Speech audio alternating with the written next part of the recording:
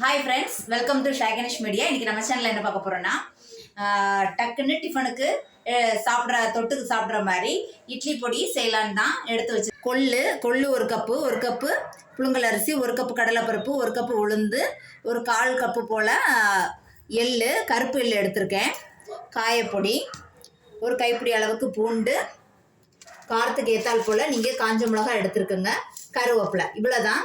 இதை வச்சு இட்லி பொடி பண்ண போகிறோம். என்னென்ன பொருட்கள்னு கொஞ்சம் பார்த்துக்கோங்க. இப்போ வாங்க இட்லி பொடி எப்படி பண்ணலாம் பார்க்கலாம். இதை ஒவ்வொன்றா கடாயில் போட்டு வறுத்து எடுத்துக்கலாம். கடாயா சூடு பண்ண வச்சாச்சு. ஃபஸ்ட்டு உளுந்து எடுத்துக்கலாம்.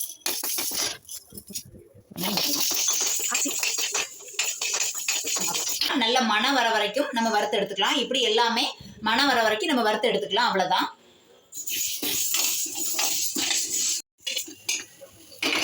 கைசி கொள்ளையும் சேர்த்து வறுத்து எடுத்துக்கலாம்.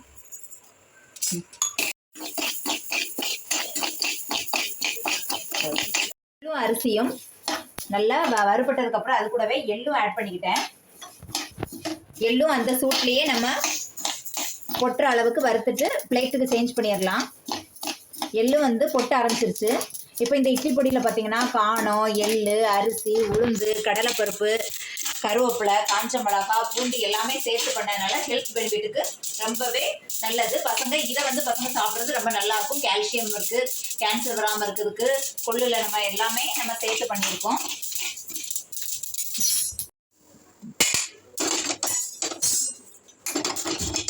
கடலைப்பருப்பு அதையும் போட்டு வறுத்துக்கலாம். அவ்வளோதான். ஹெல்த்தியான இட்லி பொடி நம்ம வீட்டிலேயே ரெடி பண்ணிடலாங்க. கடலைப்பருப்பு நல்லா மணம் வர வரைக்கும் வறுத்து எடுத்துட்டு அது கூடவே இதையும் சேர்த்து நம்ம வறுப்பட்டு எடுத்துடலாம். இப்போ கடலைப்பருப்பு சூடு ஏறிட்டு அது கூடவே காஞ்ச மிளகாய், கருவேப்பிலை, பூண்டு இதையும் நம்ம ஆட் பண்ணி வறுத்து எடுத்துக்கலாம். சூடு ஏறது வரைக்கும் நம்ம வறுத்து எடுத்தால் போதும். இந்த மாதிரி வீட்லயே ஹெல்த்தியான முறையில் இட்லி பொடி செஞ்சு கொடுங்க. சென்னையிலாம் பார்த்தீங்கன்னா மேக்ஸிமம் நிறைய பேர் கடையில் தான் இட்லி பொடி வாங்குவாங்க. அந்த மாதிரி வாங்காதீங்க. வீட்லேயே இந்த மாதிரி எள்ளு, கொள்ளு, உளுத்தம்பருப்பு, கடலைப்பருப்பு எல்லாமே சேர்த்து அரைச்சு கொடுங்க. பசங்க சாப்பிடும்போது ஹெல்த்தியாகவும் இருக்கும். அயன் கண்டென்ட் எல்லாமே கிடைக்குது இதில். போது வீடே கமகமன்னு மணக்கும். நீங்களும் ட்ரை பண்ணி பாருங்க. பசங்களும் விரும்பி சாப்பிடுவாங்க. காஞ்ச மிளகாய், கருவேப்பிலை எல்லாம் நல்ல வறுபடணும் இல்லை, நல்ல சூடு ஏறது வரைக்கும் நம்ம வறுத்து எடுத்தா போதும்.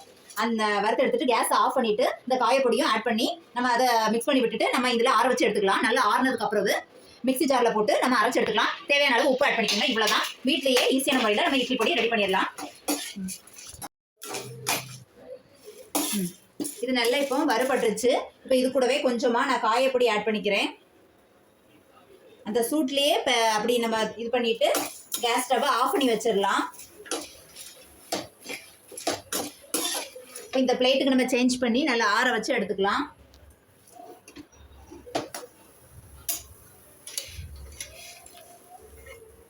அவ்வளோதான். அது நல்லா ஆறட்டும். ஆறணும்னா நம்ம மிக்ஸி ஜாரில் போட்டு அரைச்சி எடுத்துடலாம். தேவையான அளவு உப்பு மட்டும் ஆட் பண்ணிக்கோங்க.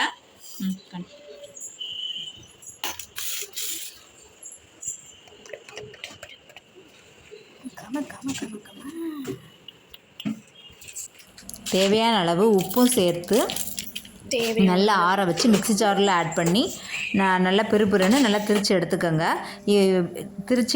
அரைச்சி எடுத்ததுக்கப்புறம் இந்த மாதிரி டப்பாவில் போட்டு ஸ்டோர் பண்ணி வச்சு யூஸ் பண்ணிக்கலாம்.